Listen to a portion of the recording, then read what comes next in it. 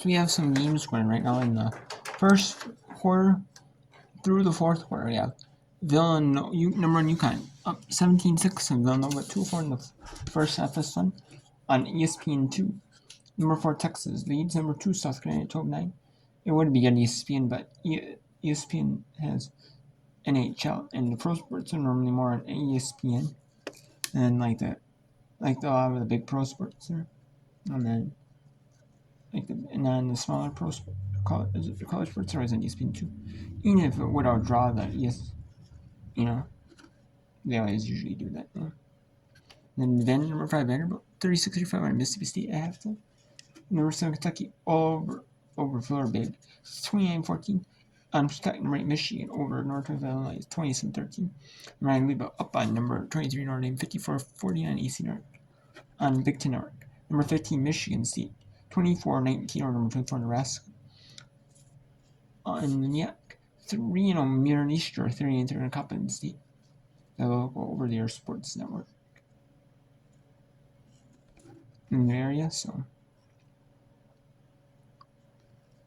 And the Mirror Easter leads 3-3 on Coppin State. New Haven 50-48 on Chicago State, 6:43 in the fourth, 38 seconds in the third. Florida State up 51-45 in Pittsburgh, 8 seconds in the third. Syracuse up 50-35 in California. Stanford up 64-24 in Boston College blowout. NC State up 75-62 on Wake Forest with 22 seconds in the third. Rob Morris 48-46 in Indianapolis with 10 minutes in the third.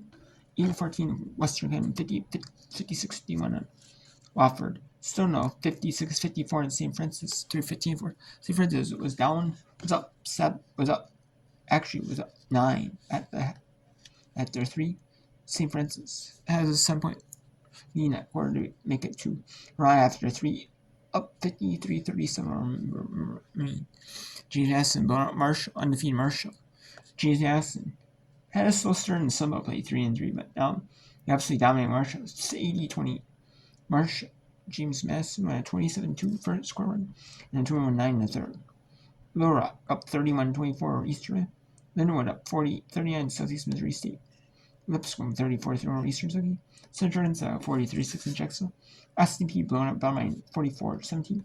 29-27 Tennessee Tech versus Suriname. SIU Edgewater 25-21 or UT Martin. Missouri State up after 1, 23-14. Murray State's undefeated in conference at 14-12. 5-0 in the Missouri Valley Conference. Belmont 6-1 in the Missouri Valley Conference. They're down 28-23 in the SC. Bethune-Cookman almost after the first half, they're up 30-29.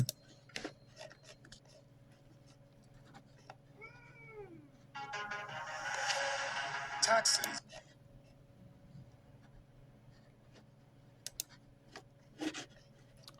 Is there any TV talents in this? Oh yeah, there was 340.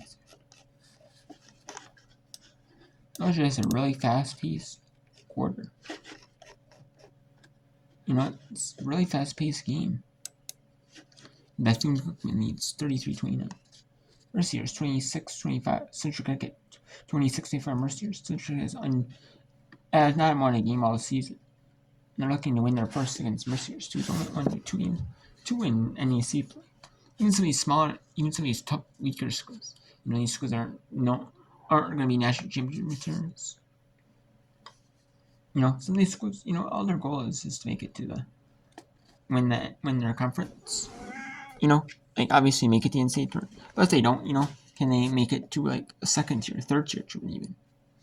And then WBIT or WNIT compete there. According to State 16-5 over Purdue Union. Texas Southern 12-8 over Jackson State. North Carolina 15-13 over Miami. Furman 13-12 over UNC. Long Island University up undefeated in NEC play. They're up 24-20 over Long Island. Red Higgins up 11-7 in a low-scoring first quarter over Wagner. Northwest State 21-12 over Houston Christian. East Texas 17-14 over Carver. Stetson 19-13 over Queens University. North Florida 19-12 over North Alabama 19-12 over North Florida. And West Georgia 16-14 over Florida Gulf Coast. North Coast start of the year slow. And in the conference play, they're playing well. So let's go to Stonehill, hosting St. Francis of Pennsylvania. James back down inside Hawthorne. Inside out Walker hits a 3-ball. What a great pass there. And they're up one now. Knowing where her They're down. shooter was, So the they're up hot one. hand was for St. Francis. Walker has 10 of her 17 here in the second half. On the cut inside, we'll get a whistle and a St. Francis foul. And they'll call the foul on Gemma Walker. That is her second. Yeah, she's trailing behind on that. Great curl there. Nice job again by Webster making the pass. Only the third, though, on the red flash. And a whistle, and we get another red flash foul. Brooke Paquette has set 2 really good screens, and St. Francis just plowing through them, picking up some fouls there. So, nice job. So the next foul committed by St. Francis will be free throws for Stonehill. As we head down to the final minute of regulation, Webster, who has not scored in the second half after scoring 15 in the first half. They go back down inside. Dowdy, double team, can't finish. Rebound Ricks. Chance for St. Francis to take the lead. James wants to go. Now Hawthorne for Asafa. Alea James into a double team. And this is a mismatch here. James, Webster on James. Hawthorne looking for the good cutter. defense. It's a safer, and she traveled. Great job there by Shira Elkis. She read that. Her teammate was caught up on the handoff, popped out to switch. Check it out here. So you can see here, Bree Delaney gets caught up. Shira Elkis pops right out there, forcing the travel. That's a huge defensive play for Stonehill. And the timeout on the floor called by the Skyhawks. So each team will have one remaining, 58-57. We told you at the top of the broadcast, the 3 losses by the Skyhawks in league play have been by a total of 11 points. So they're used to playing in close games.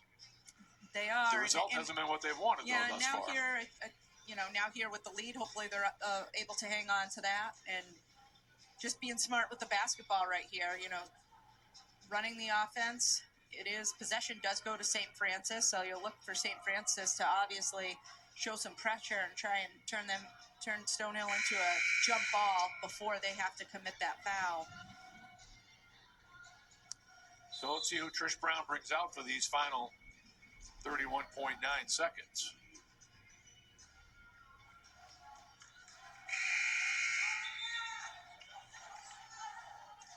Skyhawks have committed just 2 fouls, but as we mentioned, St. Francis does foul.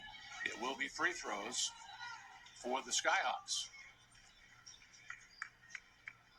So it's Shira Elkis, Ella Pelletier, Brianna Delaney, Brooke Paquette, and Julia Webster.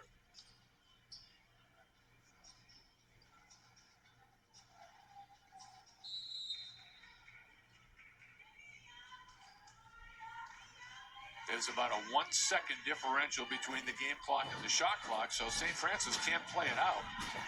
They've got to do something to expedite things here. Watch the clock in the lower left-hand corner. Paquette driving. Back outside Pelletier. Paquette will just kill time. You can just run this clock down to a second. Pelletier and a foul with 1 second left on the shot clock and 2.2 on the game clock. And Coach Brown there, great game plan, weren't able to execute it. She wanted Stonehill to shoot it up in the air just to waste the other 2 seconds, so they weren't able to foul. But here. if you're St. Francis, why did you not foul sooner? Because that runs the clock down to where we are now. Pelletier with the first free throw. Yeah, I don't get that one. Now, if you're St. Francis, you have a timeout left. You can use it here. Oh, that's why then. You're hoping you get a shot clock violation. And she misses, and a quick timeout. Oh, that's exactly, I So think, what St. Francis is hoping for. 1.7 seconds left. I think, Not personally. sure that even that much time came off. They may come over and take a look at this. It was 2.2. Took a half second off with the rebound. So St. Francis now is out of timeouts. I think that's what they're And hoping. they're going to need a prayer answered here in the final 1.7 seconds. So you, Trish Brown, what type of defense do you play here? Are you taking somebody away from the inbound player and having an extra person defending, or are you going to defend the ball? Let's watch this again. You'll see the rebound grab there by Gemma Walker, and then check it by Shelby Riggs. And then she immediately calls a timeout. Now, the officials never went to look. And there you see She has her hand up. It looked like 1.8, but no, they're not looking at it. But so Stonehill has fouls to give here. So if I was Stonehill, if it's not a inbounds pass for the shot, an immediate shot, if a player's catching the ball with their back to the basket or cutting away from the basket, I would look to foul immediately on the floor. All right, let's see what the plan is. And it will be Alea James who will inbound from right in front of her bench. 2 for the tie, 3 for the win. The inbound comes to Walker, and that'll do it. And the Skyhawks escape. Final score, Stonehill 59, St. Francis 57. With the win, the Skyhawks improved to 2-3 in league play. They're now 6-10 overall. And for St. Francis, they fall to 1. And we can go to the Chargers of New Haven as well.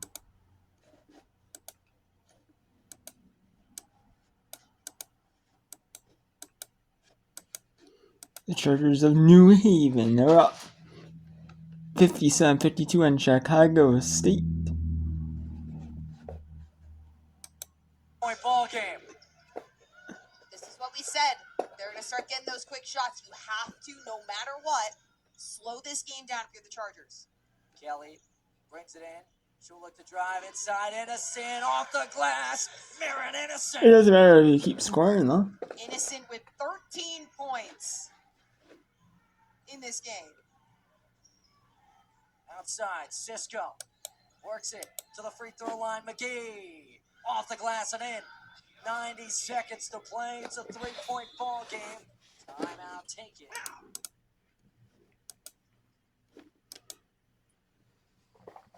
Vermont up to 18 on the main. The Black Bears of Maine struggling against a tough Vermont Camels team. Vermont's sometimes an NCAA tournament team, but if they don't make the NCAA tournament, or a good solid like the UNIT team, or the BBIT team, they're definitely one of those. They don't make the NCAA tournament. Let's go now. 1 minute to play. It's stripped by Kelly. Tiara Kelly to Grantham. Inside. Marin Innocent. Oh, and she missed. She smoked Out of it. bounds. Last touched by Chicago State. Paris Bass.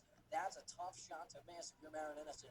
That's the shot they needed right there. I want to go back a possession when the Cougars have the ball. Chloe Cisco in the corner. This is how physical this game has been. That could have easily been a foul right there on the ball. That could have changed the game dramatically. They would not have this possession. But again, Innocent, easy money under the basket. This is a possession game right now. Stays a 1-possession game. 1-point lead. You're ready. Kelly, rejected. Harris Bass swat things away.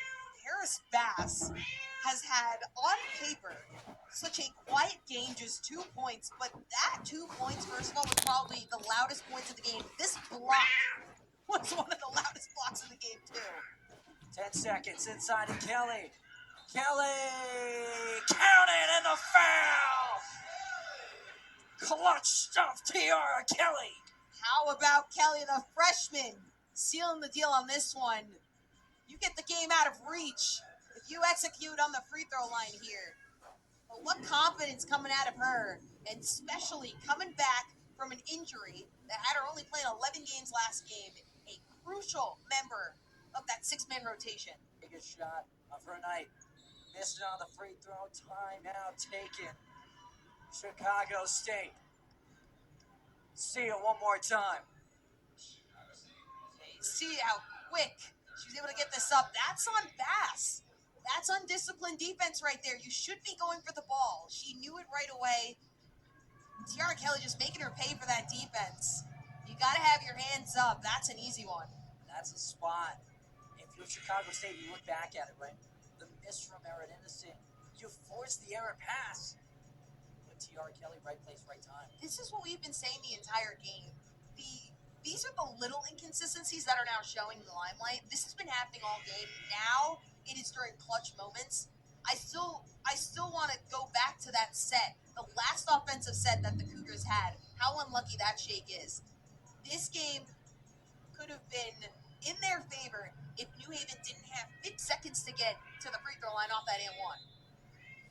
Tiara Kelly hit a big shot for New Haven. Cisco finds it. Outside McGee. Needs a bucket here for the Cougars. Screen set. Kicked outside. Out of bounds. Turned over. And with 24 seconds to go, the Chargers retake possession. Substitutions check in. Tiara Kelly will be the one to inbound. Got a chance to hear from head coach Debbie Buff earlier this week, and we talked about Tiara Kelly. It's something she mentioned in the offseason. She asked, when New Haven made the transition, she asked Kelly, can you make an impact at the Division I level? The answer was simple. Yes. And it's a profound yes, I think, especially now. Listen, it took her a little bit. It took her a little bit when she got into the rotation to get comfortable. Now you see a different talent on her face. You see the way she's carrying herself shoulders high and being able to take those big buckets. That is someone that you want to grow from.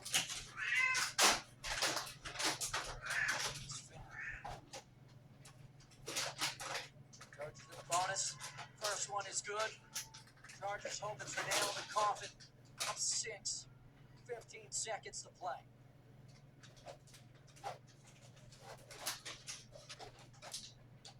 Second is pure. Timeout Chicago State. 63-56. And Rennie Granum hitting massive free throws. Chargers are fired up. Look at all these different players that have emerged throughout this season.